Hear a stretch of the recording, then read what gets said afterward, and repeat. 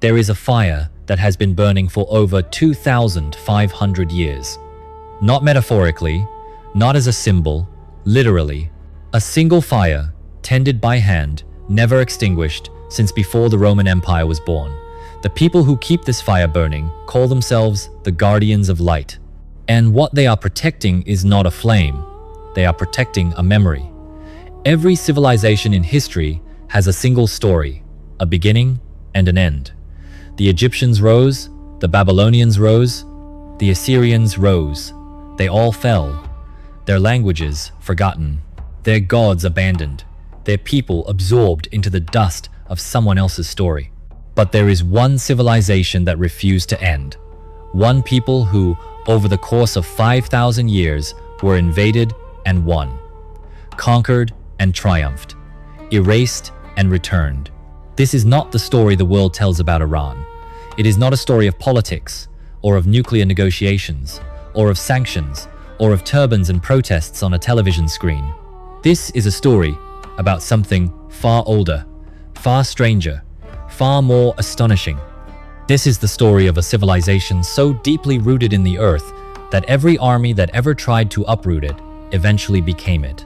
And hidden inside this story is something even more profound, a secret so extraordinary that when you hear it, truly hear it, you will realize that this ancient civilization did not just shape a country. It shaped the way every human being on earth thinks about time itself. To understand what Iran truly is, we have to do something uncomfortable. We have to throw away everything we think we know.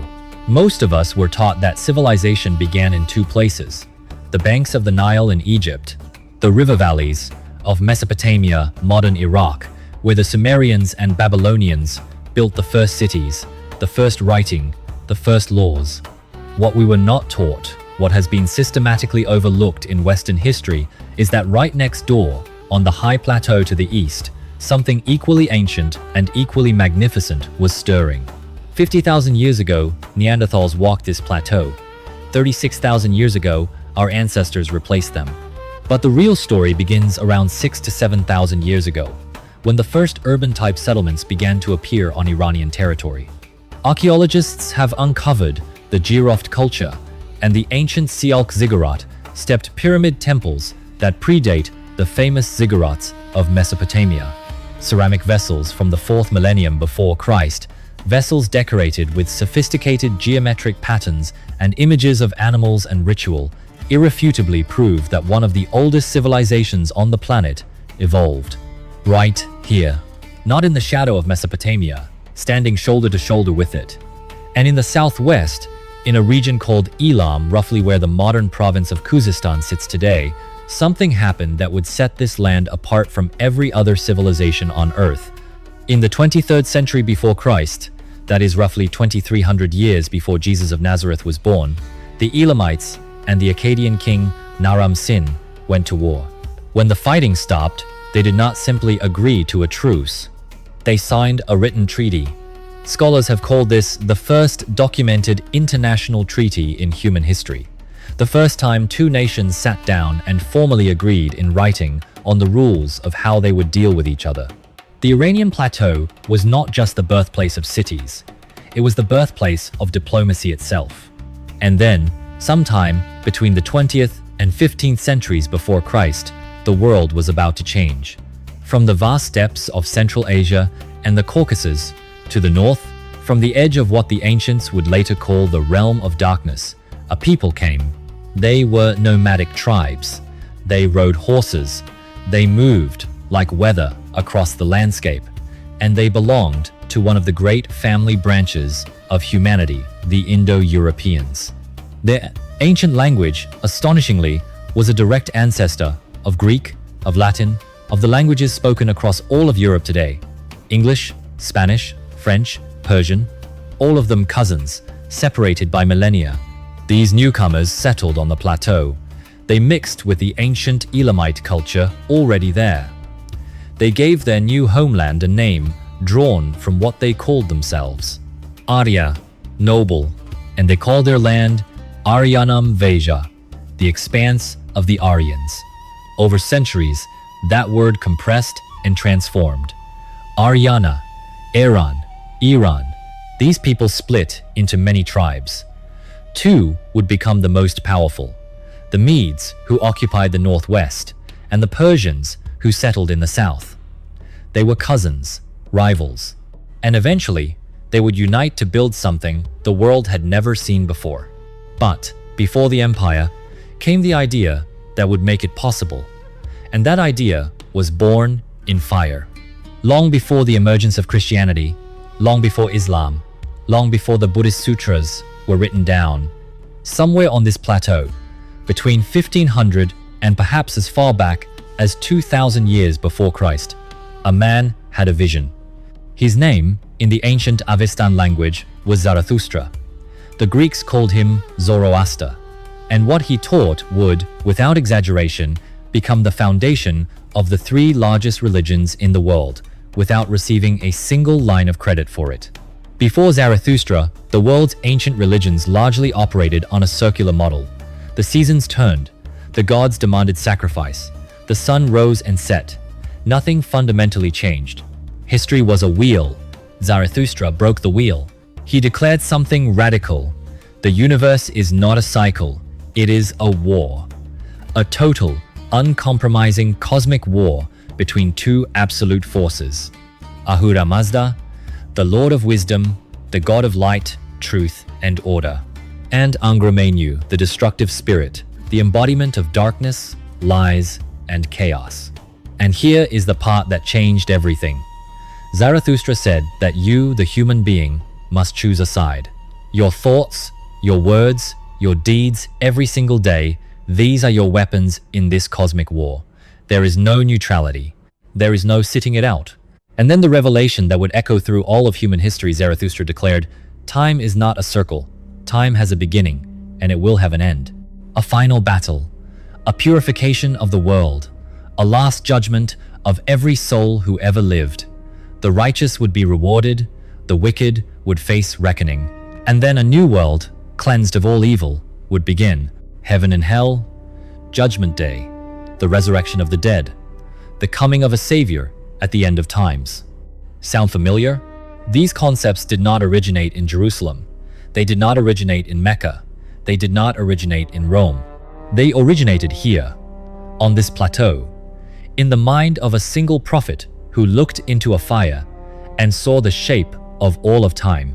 In the 6th century before Christ, the Persian king Cyrus the Great conquered Babylon and liberated the Jewish people who had been held there in captivity for 50 years.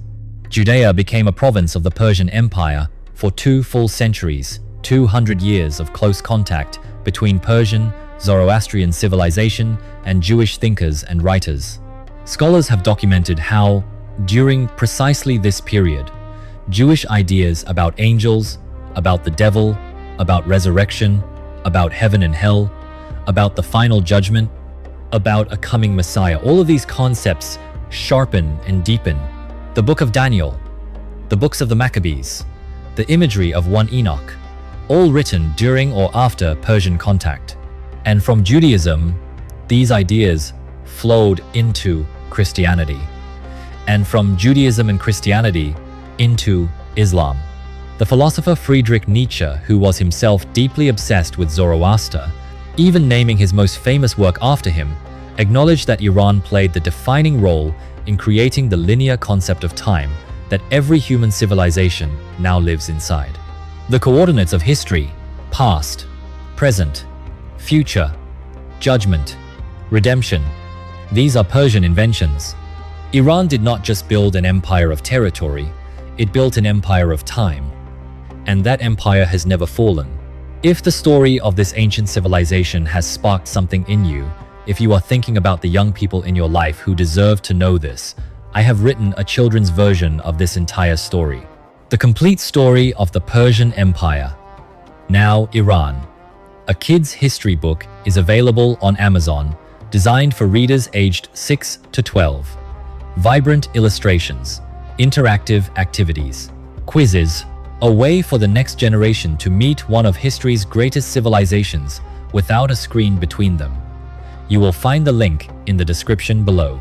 In 550 years before Christ, that is 550 years before the birth of Jesus, a man named Cyrus ascended to the throne of a small Persian kingdom. He was half Persian, half Median, a product of the very union between the two great Iranian tribes. And from that union, he would build the world's first superpower. But the way he built it was unlike anything the world had ever seen. Every great empire before Cyrus had used the same playbook. You conquer a people, you destroy their temples, you enslave their population, you erase their gods and impose your own. You remind them every single day that they were defeated. Cyrus did the opposite. When he conquered the Lydian kingdom in what is now Western Turkey, he kept the treasury intact and invited the defeated king Croesus into his own court as an advisor. When he took Media, he absorbed their nobility. When he marched on Babylon, the greatest city in the world, at the time his armies entered, in the words of the Cyrus Cylinder, in peace, amidst joy and jubilation. The Cyrus Cylinder. Inscribed in 539 before Christ, a clay barrel no bigger than a wine bottle. It is one of the most extraordinary documents in human history. In it, Cyrus declares that he will not impose his religion on conquered peoples, that they may keep their own gods, their own temples, their own customs. That captive populations will be freed and allowed to return to their homelands, including, famously, the Jewish people whom Cyrus personally freed from Babylonian captivity and allowed to return to Jerusalem to rebuild their destroyed temple.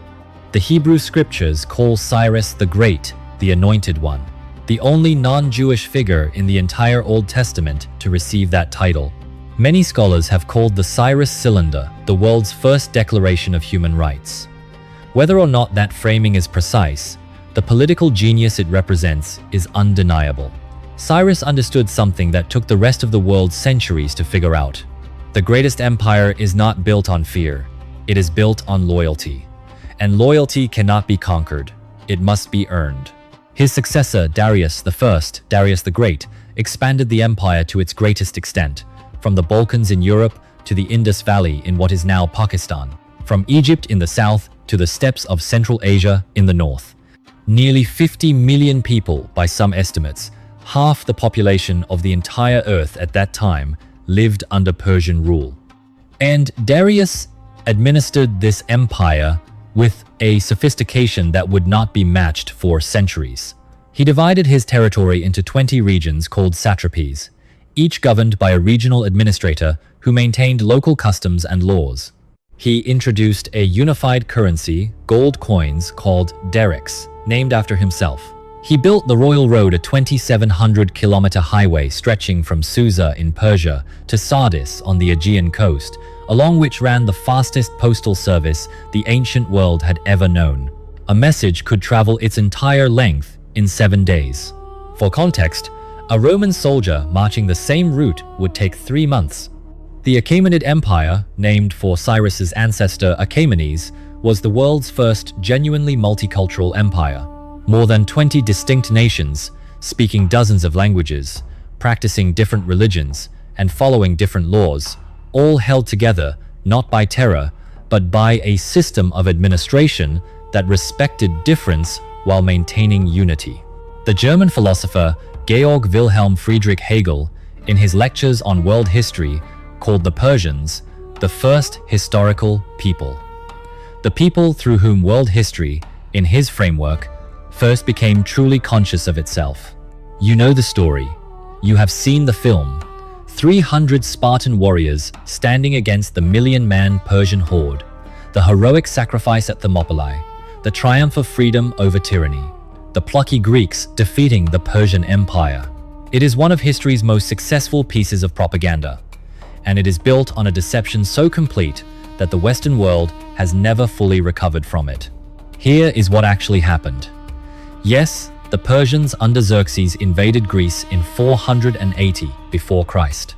Yes, the Greeks united for arguably the first time in their history managed to push the Persian forces back. Yes, battles like Salamis and Plataea were genuine Persian defeats. But the Achaemenid Empire did not fall. It did not collapse. It did not even significantly contract. For an empire that stretched from Egypt to India, losing a campaign on the northwestern fringe was to borrow a phrase like a mosquito bite.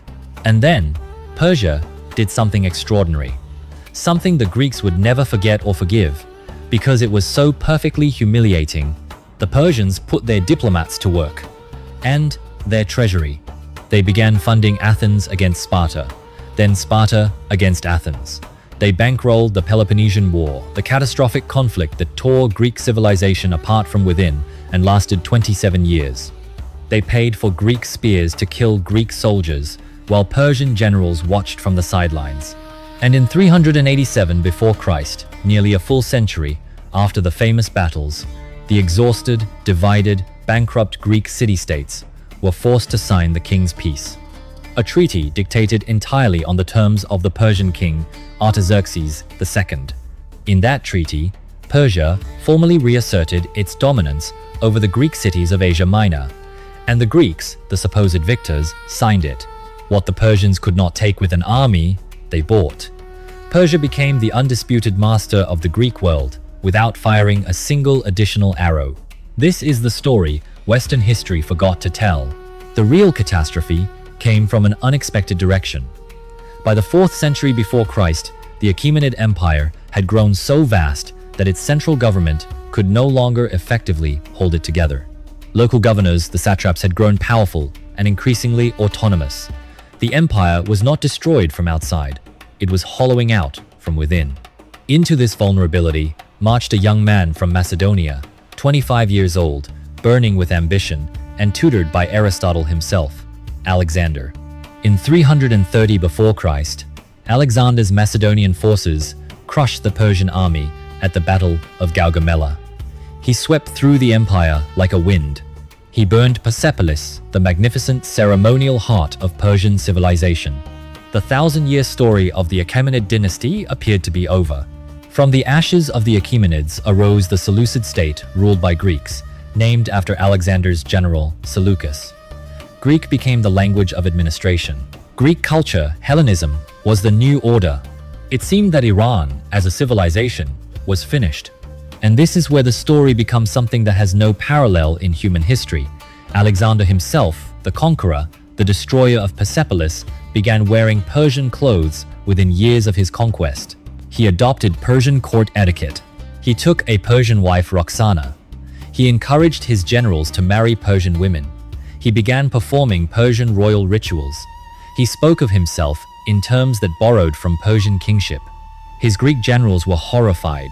They saw their leader being absorbed not by force, but by culture, by the sheer gravitational weight of a civilization so ancient, so refined, so self-assured that it simply pulled people in. The policy of Hellenization, of making the conquered world Greek, choked on the thick, ancient Iranian world it had tried to swallow.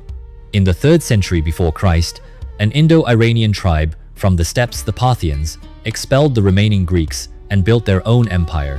Their king Mithridates the first proclaimed himself King of Kings, the ancient Persian royal title. He declared himself the rightful heir of the Achaemenids. Persian culture had not been destroyed. It had merely been underground, waiting. For nearly 5 centuries, the Parthian Empire withstood the full military power of Rome, the superpower of the age.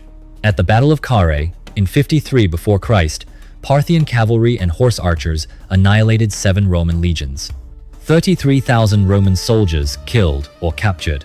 The general, Marcus Licinius Crassus, one of the most powerful men in Rome, was killed. His head was sent to the Parthian king as a trophy.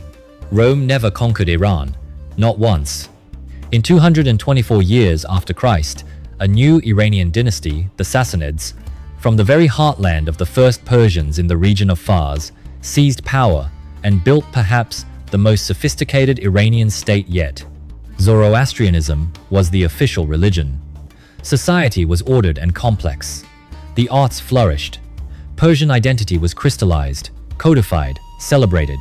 For 400 years, the Sassanid Empire fought Rome and then Byzantium in an unending war for control of Mesopotamia and the Caucasus.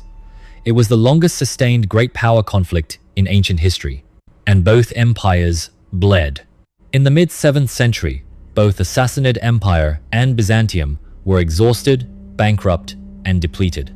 Into this vacuum came a force neither had anticipated. The armies of the Arab Caliphate, carrying a new religion, moving with a speed and conviction that neither Rome nor Persia could match. In 651 years after Christ, the last Sassanid Shah, Yazdegerd III, was murdered, treacherously killed by one of his own subjects while fleeing eastward. The Persian capital of Ctesiphon fell. Iran, for the first time in its long history, was under the rule of a foreign power that brought not just a new government, but a new god. The Arabs brought Islam, and with Islam came pressure, sometimes forced, sometimes more subtle, to abandon everything Persian: the Farsi language, Zoroastrianism, Persian customs, Persian identity. The Umayyad Caliphate actively discouraged Persian cultural expression. For any other civilization, this would have been the end. Egypt became Arab. Syria became Arab. North Africa became Arab. Their ancient languages died. Their pre-Islamic identities dissolved into the new order. They are now, in language and cultural self-understanding, Arab peoples. But Persia, Iran, did something different. The Iranians did not resist Islam. They embraced it. But they embraced it on their own terms. They absorbed it into themselves, the way they had absorbed everything else. And then slowly, deliberately, they began to reshape the civilization that had conquered them from the inside. The Abbasid Caliphate, which replaced the Umayyads in 750 after Christ, became deeply, profoundly dependent on Persian administrators, Persian scholars, Persian poets, and Persian systems of governance. The Great Islamic Golden Age, the explosion of science, mathematics, philosophy, and medicine that occurred between the 8th and 13th centuries, was in very large measure a Persian production, conducted in Arabic but driven by Persian minds. Al-Khwarizmi, whose name gives us the word algorithm, and whose book title gives us the word algebra, was Persian.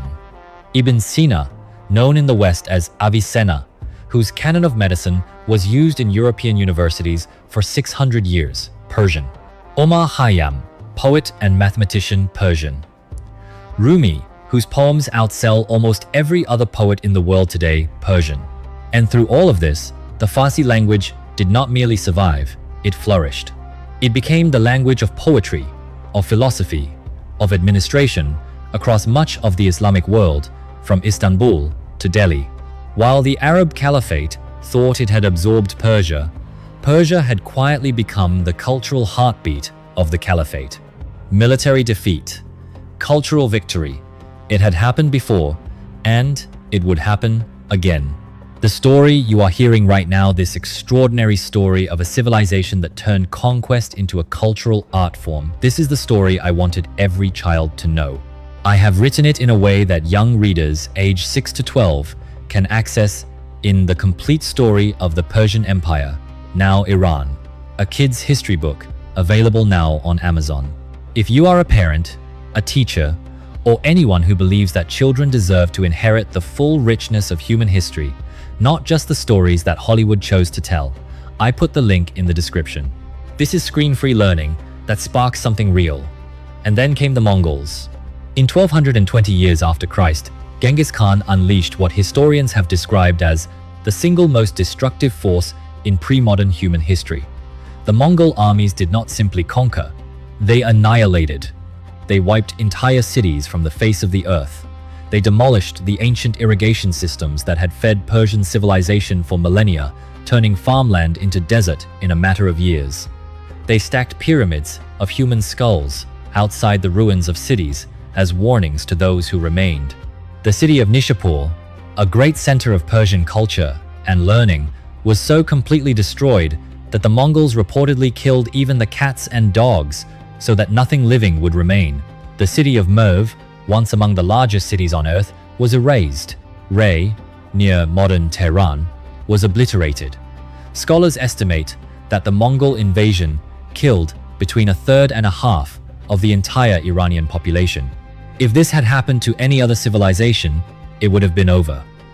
The Babylonians are gone, the Hittites are gone, the Assyrians are gone, all of them swallowed by time. Iran should have been next. But something remarkable happened. Hulagu Khan, the grandson of Genghis Khan himself, founded a Mongol state on Iranian territory called the Ilkhanate. And within a single generation, these ferocious nomads, who had arrived living in felt tents, began building grandiose mosques with blue tile domes. They made Farsi the official language of their state. They funded Persian scholars and poets. Their court became a center of Persian miniature painting, Persian philosophy, Persian science, and Hulagu's son, Abaka Khan, had a wife who was a Christian princess, and his grandson, Ghazan Khan, converted to Islam. And within 2 generations, these Mongol rulers, the descendants of the man who had ordered the massacre of millions of Iranians, were Persian, in language, in culture, in self-understanding. The machine had run again. The Iranian cultural code had reprogrammed its conquerors. Then, at the end of the 14th century, as if history had decided to test Iran one final time, Tamerlane Timur the Lame stormed through. He was, if possible, even more savage than Genghis Khan. He erected towers made of severed human heads outside the cities he destroyed. He left behind a landscape of skulls and smoke. And yet Timur himself stood in awe of Persian culture. He brought the best Iranian craftsmen back to his capital in Samarkand. His descendants, the Timurids, turned their courts into the most refined centers of Persian art, poetry, and architecture in the world. The Persian Renaissance that emerged from the Timurid courts produced some of the most beautiful objects human hands have ever made. Iran had done it again. Out of 3 centuries of Mongol and Turkic domination, out of that long cauldron of invasions and dynasties, a new force emerged in 1501 years after Christ. A man named Shah Ismail, founder of the Safavid dynasty, reunited the country and made a decision that would define Iran's identity for the next 5 centuries. He declared Shia Islam the official state religion of Iran. Not Sunni Islam, which was the form practiced across most of the Islamic world, including the powerful Ottoman Empire to the west, but Shia Islam. It was a declaration of difference, a statement of Iranian exceptionalism even within Islam itself. Iran would be distinct. Iran would be itself. Whatever religion came, whatever empire rose and fell, Iran would find within it a way to remain Iran. By the 19th century, under the Qajar dynasty, Iran was in deep crisis. Crushing defeats in 2 wars against the expanding Russian Empire cost the country permanently. The territories of modern-day Georgia, Armenia, and Azerbaijan were surrendered. Oil was discovered in the south, and the British Anglo-Persian Oil Company was granted a monopoly over its extraction, the most profitable British business in the world, while most Iranians lived in poverty. By the early 20th century, on the eve of the First World War, Iran had become a theater for what the British called the Great Game, the geopolitical struggle between the British Empire in the south and the Russian Empire in the north. Iran was effectively divided into spheres of influence, a sovereign nation in name only. Into this humiliation stepped a military commander named Reza Khan. In 1925, he seized power, deposed the Qajar dynasty, and declared himself Shah, founding the Pahlavi dynasty. He began a rapid, sometimes brutal, modernization. Roads, railways, universities, factories, a secular legal system. He was building a new Iran from the ground up. But in 1935, he did something that caused a genuine diplomatic earthquake around the world. He sent an official notice to every foreign embassy.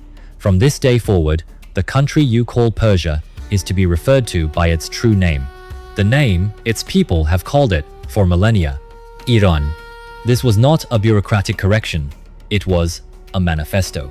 The word Persia, derived from the Greek name for the southern Fars region, had accumulated centuries of Western associations: fairy tales, flying carpets, exotic bazaars, a colorful but backward land of the Oriental imagination. A colony with an interesting past. Iran said something different. Iran, the land of the Aryans, the ancient name, the true name said, "We are not your fantasy.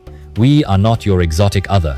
We are a modern nation with 5,000 years of continuous civilization, and you will deal with us accordingly."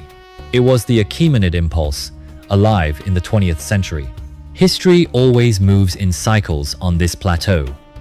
Rise, fall, absorption, reinvention, rise again. The Pahlavi dynasty's modernization project came at a cost. Reza Shah's son, Muhammad Reza Shah Pahlavi, who ruled from 1941 to 1979, built one of the most powerful military forces in the Middle East with American backing and oil money. He launched an ambitious modernization program called the White Revolution: Land Reform, women's enfranchisement, industrialization. By many economic measures, it worked. Iranian per capita income rose dramatically through the 1960s and 70s. But the process was accompanied by the suppression of political opposition through the Savak, a feared secret police trained by the CIA. It was accompanied by what many Iranians experienced as a form of cultural humiliation, the sense that their own Shah was more interested in impressing Washington and Paris than in honoring the depth and dignity of Iranian civilization. The gap between the glittering, modernizing elite and the masses of ordinary Iranians grew. From exile, a Shia cleric named Ayatollah Ruhollah Khomeini articulated something millions of Iranians felt but could not name, that the nation had been sold, again, to foreign powers. That the ancient Iranian instinct for self-determination, the same instinct that had driven Cyrus, that had resisted the Arabs, that had reprogrammed the Mongols, was being suppressed by a monarch who had traded Iranian dignity for American approval. On the 16th of January, 1979, Mohammad Reza Shah Pahlavi boarded a plane and left Iran. He never came back. He died in Cairo in July of 1980, in exile. On the 1st of February, 1979, Ayatollah Khomeini returned to Tehran after 15 years of exile. Millions of Iranians flooded the streets to meet him. By February, the revolution was complete. Iran became an Islamic Republic. The monarchy, which traced its roots in an unbroken line back to Cyrus the Great, was over. Relations with the West were severed. The American embassy was seized, and 52 American diplomats were held for 444 days. The world watched in shock. What happened in 1979 was genuinely revolutionary. It was also genuinely paradoxical. Khomeini's revolution drew on the deepest Iranian instinct, the refusal to be dominated by foreign powers, even as it created a new form of internal authoritarianism. It was, in the most Iranian way imaginable, a story too complex to fit on a banner or in a news headline. Iran had done what Iran always does. It had absorbed the pressure of modernity, of colonialism, of foreign interference, and it had exploded outward in a form that surprised everyone, including itself.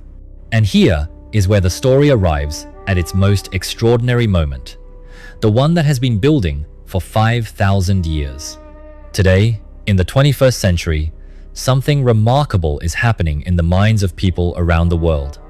Two completely different pictures exist simultaneously, occupying the same geographic space. Say the word Iran. What do you see? For most people in the Western world, geopolitical tension, sanctions, nuclear negotiations, protests, a theocratic government, grim news reports, a nation defined by what it is against. Now say the word Persia. Persia. What do you see now? A carpet in your grandmother's living room, the miniature paintings in a museum, the poetry of Rumi and Hafez, which is read in translation by more people today than almost any other poetry on earth, the fairy tale grandeur of Persepolis, an ancient empire of impossible sophistication, something beautiful and lost. Two names, one land, and a war being fought over which story will be told about it. But here is what 5,000 years of history reveals, if you are willing to look at it honestly. The story of Iran is not the story of a government. Governments have come and gone on this plateau. Elamite, Achaemenid, Seleucid, Parthian, Sassanid, Umayyad, Abbasid, Mongol, Timurid, Safavid, Qajar, Pahlavi, Islamic Republic, each one rising and falling, each one believing it was the final form of Persian civilization. None of them were. The actual story of Iran is the story of something underneath all the governments, something that has survived every single one of them. A cultural identity so deep, so complex, so layered with language and poetry and philosophy and memory that it has never been extinguished by anything the world threw at it.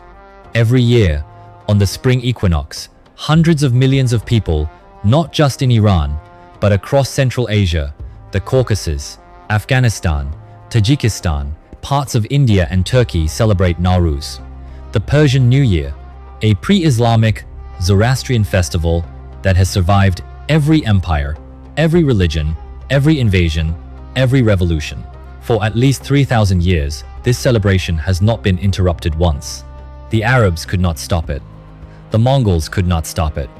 The Islamic Republic tried to discourage it in its early years and failed. Nowruz is still celebrated.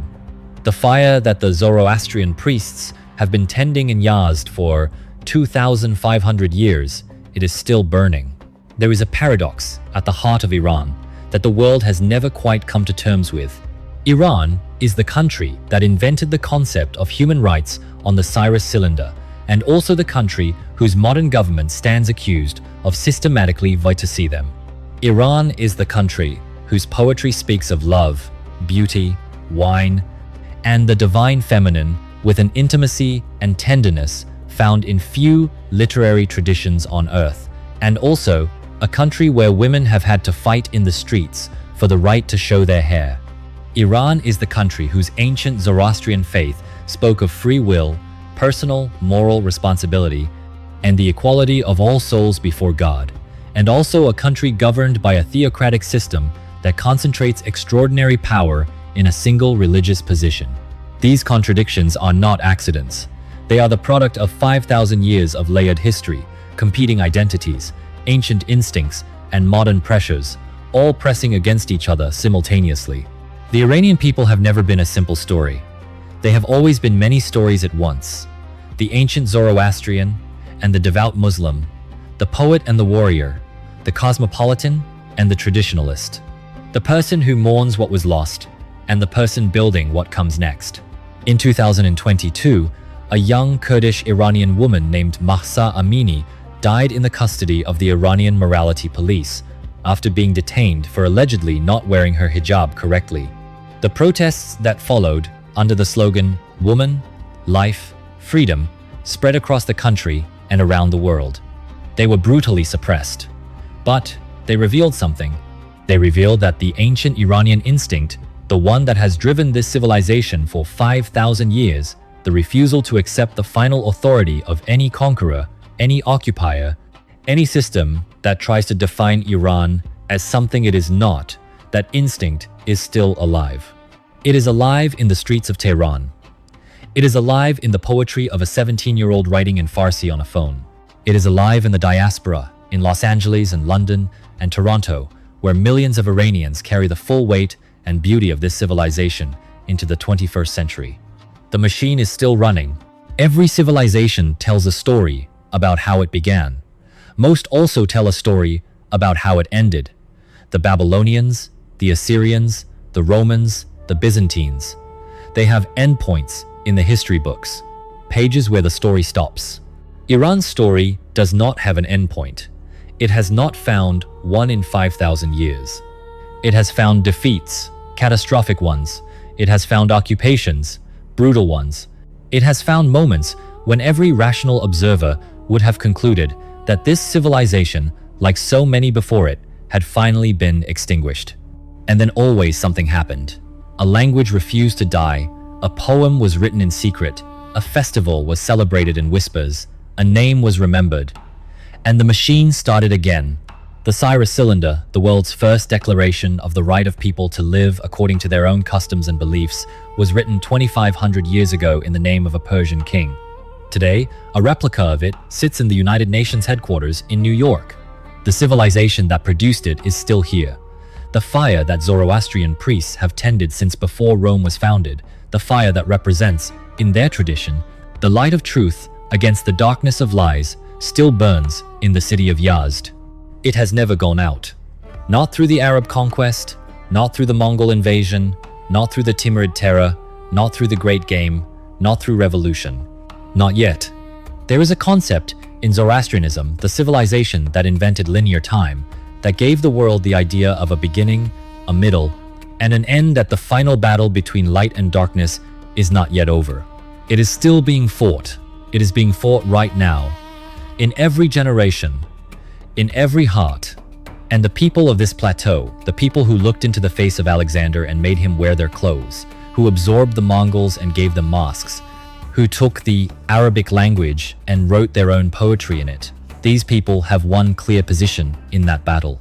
They are on the side of the light, of memory, of continuity, of the insistence that a people's story cannot be taken from them, no matter who tries. Iran is the only civilization in the world to have been invaded by Alexander the Great, the Arab Caliphate, and the Mongol Empire, and to have culturally transformed all three of its conquerors. This story, 5,000 years of survival, of civilization, of a people who absorbed everything thrown at them and gave back. Poetry belongs to everyone who wants to understand the human capacity for persistence and identity. I have spent years researching and telling this story, and one of the things I most wanted was to make it accessible to the youngest readers, to children who deserve to grow up knowing that the world is richer, deeper, and more wondrous than their textbooks suggest. The complete story of the Persian Empire, now Iran. A kid's history book is written for readers aged 6 to 12, with vibrant illustrations, interactive activities, and quizzes designed to bring this history alive. If you have children in your life, if you teach, if you simply believe that the next generation deserves to know this story, you will find the link in the description. It is more than a book. It is a door into a civilization that shaped the world we live in. The Zoroastrian eternal flame in Yazd has been burning continuously since approximately 500 years after Christ. It is still burning today. The word Iran means land of the Aryans. It is at least 3,000 years old. It is one of the oldest continuously used national names on Earth. The story of Iran is not finished. It never has been, and now you know why.